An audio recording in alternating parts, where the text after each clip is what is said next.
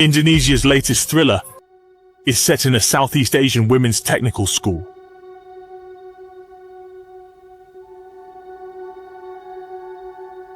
Lena was bullied by two school bullies for half the night.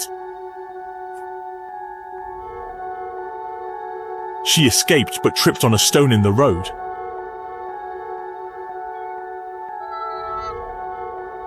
Her father rushed to the hospital, finding Lena brain dead with mysterious hand scars. He questioned the school, but they claimed ignorance and promised to investigate.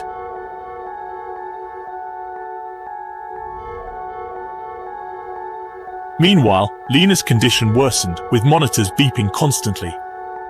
A week later, Lena appeared suddenly, scaring her friend Nia and shocking her former bullies.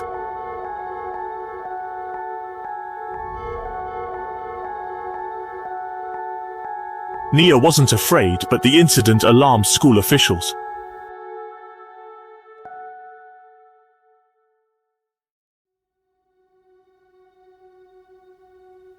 During a meeting, Lena's ghostly presence terrified the head teacher.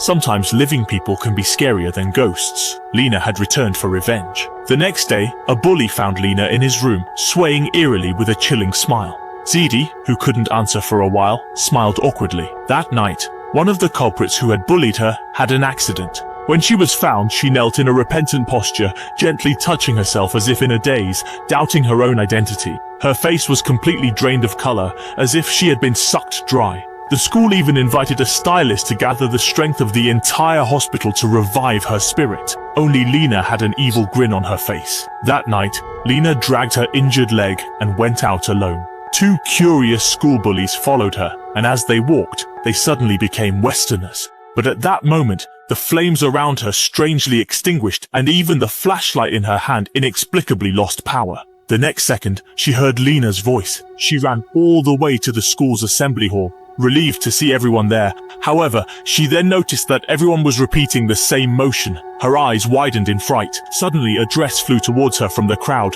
Fortunately, Nia rushed over just in time to save her. Only then did she realize the assembly hall was actually empty. Everything was an illusion in Zidi's mind. Little did she know her real target was Dila on the other side. Just as she was about to leave, a violent tremor shook the building. The scream instantly woke the sleeping teacher. By the time they arrived, they saw Dila vanish into the darkness. The teacher also went out with a flashlight to search. When they found Dila kneeling in the same posture, her death was identical to the previous victims. The schoolgirls were terrified. Nia found Lena in a corner. The school immediately held an emergency meeting that lasted all night. Half an hour later, only Lena was missing. The head teacher called her mother, whose face instantly fell. To prevent another death at the school, the girls were told to find a place to sleep. But Nia couldn't sleep all night. She refused to believe her best friend Lena did it, so whenever Lena was near, she felt safe. At that moment, Zidi pulled her towards the restroom. Nia stayed by the door, not entering, but the instant Zidi opened the door, Lisa's figure stood opposite them.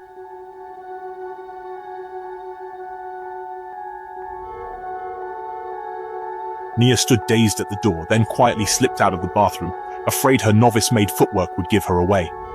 Luckily, Nia came to her senses and spotted her figure. Drip.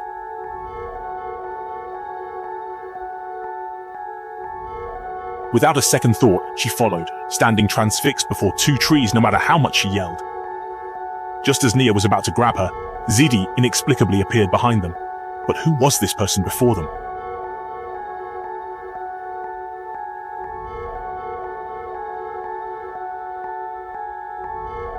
The two fled in fright towards the academy, but no matter how they ran, they kept spinning in place. Suddenly, Lena grabbed Zidi's ankle just as the mentor arrived, alerted by the commotion. Seeing her plan had failed, Lena let go.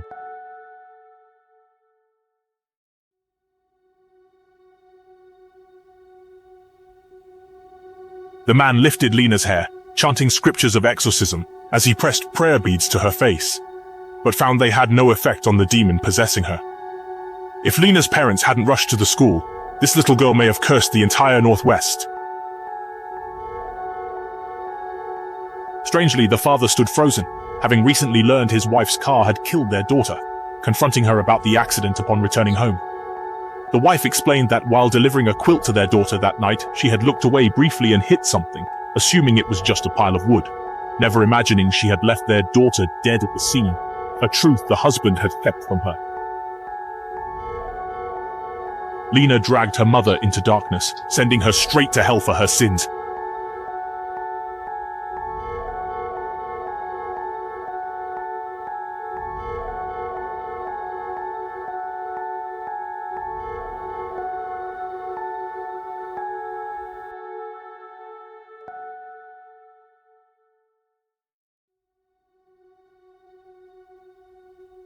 She would kill all who had harmed her.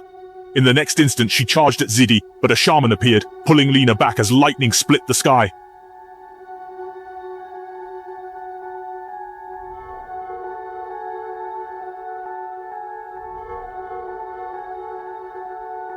The father remained in shock, recalling begging the doctor to keep Lena's death quiet to spare his wife, then taking her body to a dark shaman who promised revenge for a 20 centimeters iron nail driven into her corpse.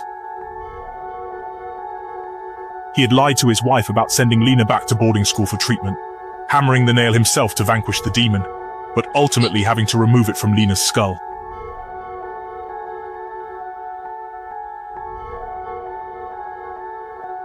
The woman lay dead, her face mangled. This school increasingly resembled a convent from Western films, where girls not only washed their own clothes, but had male teachers versed in black magic.